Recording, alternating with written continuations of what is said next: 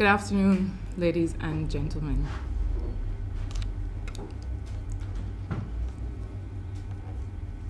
Coming on the heels of the recent report of the Central Bank of Barbados, in which the governor himself, Dr. De La Worrell, expressed concern regarding, one, the stock of foreign reserves, which are now at a 14-year low of $681 million, or only 10.3 weeks of imports as at December 2016.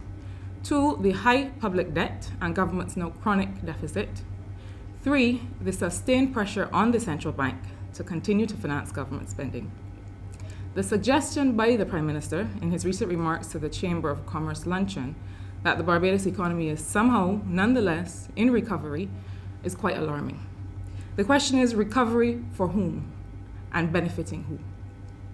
It reflects a failure, we think, on the part of this government to grasp that these fundamentals will keep us in a low-growth trap that will not allow the government to meet the needs of ordinary Barbadians, both businesses and households.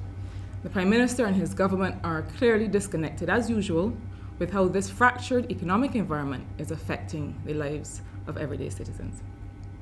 A reported 1.3% decline in unemployment, which is not our experience as we walk across Barbados, and a 1.6% growth rate do not a recovery make. There is a reason we consider several economic variables in assessing the health of our economy. In the case of Barbados, there are several variables that are far more telling. For example, while there may have been an average increase in the number of employed persons over last year, wages remain low. So that personal income is also low, and this is seen in the central bank figures for the period. The point of employment is to generate income for households, so that if this alleged rise in employment does not accompany a rise in income and purchasing power, it does not matter. The fact that falling and near zero interest rates on savings have not generated any increase in consumer spending or investment bears this out.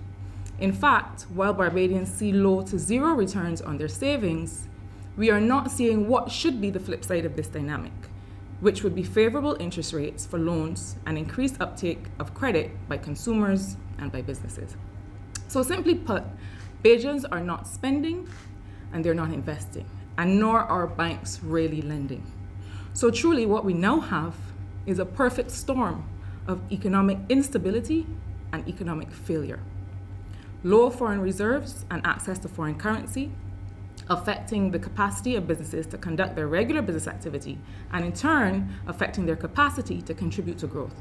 This is a critical concern, notwithstanding government's counting of chickens that are not yet hatched in the form of the BNTCL sale, which, as you will note, is still under consideration by the Fair Trading Commission.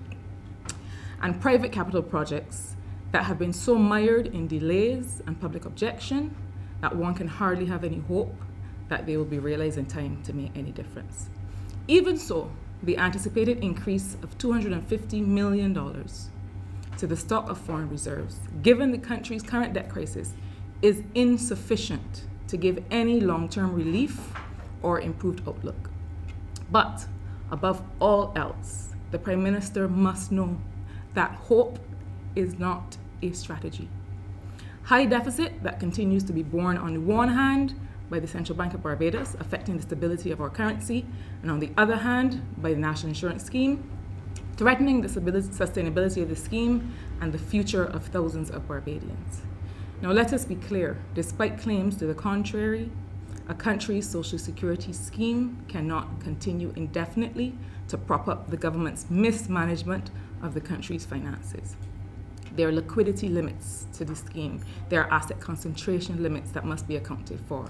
And so the NIS is not a bottomless bailout or slush fund for a government that cannot manage its affairs. An international business and financial services sector that has contracted by over $200 million in the last 10-year period and continues to underperform is one of the other challenges with which this country is currently dealing, with the number of business companies having declined by 5% according to this last central bank report. The Prime Minister's remarks at the BCCI luncheon yesterday seem to suggest that we have no control over our economic destiny and are mere victims of a global economic cloud that seems magically to be reigning only over Barbados. But any success in the international business sector is also a function of the government's own capacity to facilitate business and to maintain investor confidence. A government that oversees almost 20 credit downgrades in a 7-year period will also see the flight of capital.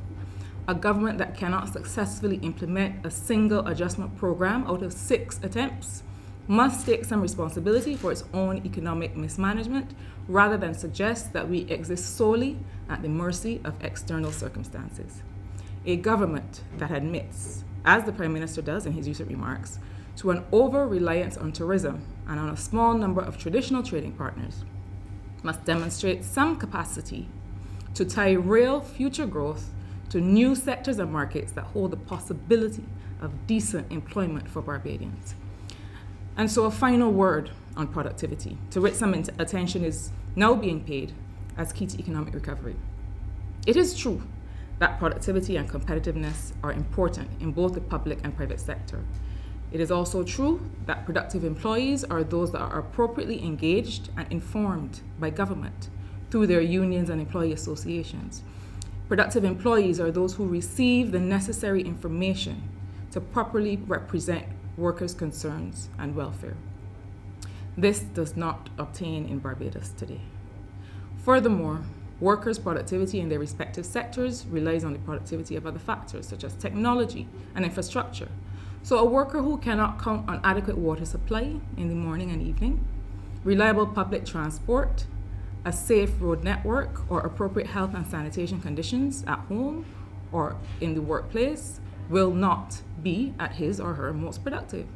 As such, we must return to the questions posed by this Barbados Labour Party on January 14th, which the recent utterances by the Prime Minister and by the Minister of Finance have failed to answer. How will the government address, in a sustainable way, the deteriorating state of affairs in this country's economy, such that Barbadians can have some sense of security in their future well-being? Thank you. Are there any questions? Really succinct. I would just want to add to that as far as we're concerned, the Prime Minister lost all credibility when he told the people of Barbados that there would be no layoffs and no retrenchment. And then to come back in this term and retrench over 3,000 workers from the civil service. Clearly, his credibility went through the window at that time. So therefore, we can put no kind of support or no emphasis on anything that he says thereafter, because his credibility was completely shot then. Just ask those 4,000 workers that went home and their families what difficulties they have suffered, what problems they've had to endure by having a wage freeze for 7 years at a time when inflation continues to see prices increase in this country and their wage packages have not gone up. So it's a real problem that we have, and the people of Barbados continue to suffer because of the mismanagement that this current administration has put this country through. Thank you. Thanks. No questions? No? Straightforward.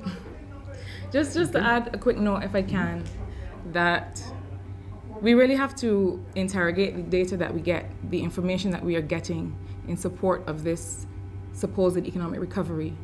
Now, the Prime Minister in his remarks suggested that the new capital projects would generate 14,000 jobs. And at the same time, we are told by the Minister of Labour that there are 13,000 unemployed persons in Barbados. So which is it? Is it that all of a sudden we are now at a place in our economic recovery that we can provide full employment in this country? So I am encouraging the people of Barbados to consider critically the information that we receive, because from all indications, Barbados is not, despite what we have been hearing of late, in an economic recovery. Thank you.